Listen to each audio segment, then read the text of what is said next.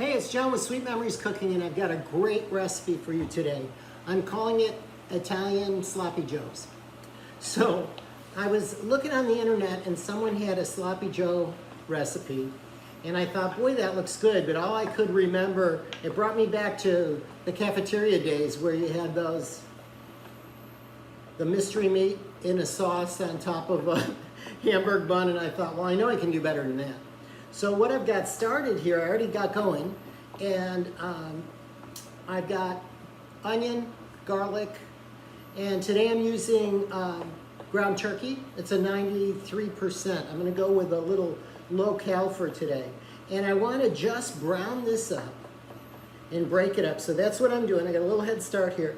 And for the spice mix, what I've got is salt, pepper, Italian seasoning, so oregano, basil, onion powder, garlic powder, and to kick it up I put some red pepper flakes in. So I'm going to throw that right in here. I like to get that in early because the heat also helps release the flavors. And I'm going to get this going. If there's too much fat, I'll drain it. But I think I'm doing pretty good. So I don't know if you can see that, but I want to get that meat all browned. In fact, if I can get a little crust on it, that'll be great. Almost like when you're making a bolognese and you want to leave that meat to get a little brown on it, a little caramelization. So I think I'm going to go for that. And then to that, I'm going to add about, I've got a cup of marinara sauce. Believe it or not, I had some sauce already made in the refrigerator. Go figure, an Italian who's got marinara in the fridge. I'm going to I'll start with a half a cup to a cup, and then I want to just let this really simmer and get thick.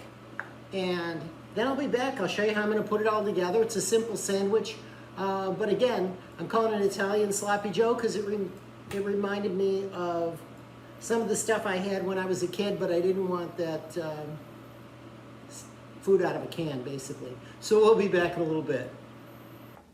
Hey, I'm back, and this Italian Sloppy Joe mixture is all done. I really let it go low and slow, probably a good 15, 20 minutes. I tasted it, wasn't quite what I wanted, so I threw in some red wine because I had it. That was just a shot to kick up the flavor, let that go a little longer. It was still missing a little something, so I wanted that kind of, the Sloppy Joe always had kind of a little barbecue flavor to it. So I threw in about a tablespoon of brown sugar and a tablespoon of barbecue sauce. Tastes good. Still got my Italian flavor with just a little bit different kick. So I've sliced up some bread. Let's throw this on here and I will show you how I would serve this. Really generous portion. I would love to have provolone cheese, but I don't have any today. I've got mozzarella. So there it is. There's my Italian Sloppy Joe. I hope you'll try this. It smells great here. I can't wait to dig in.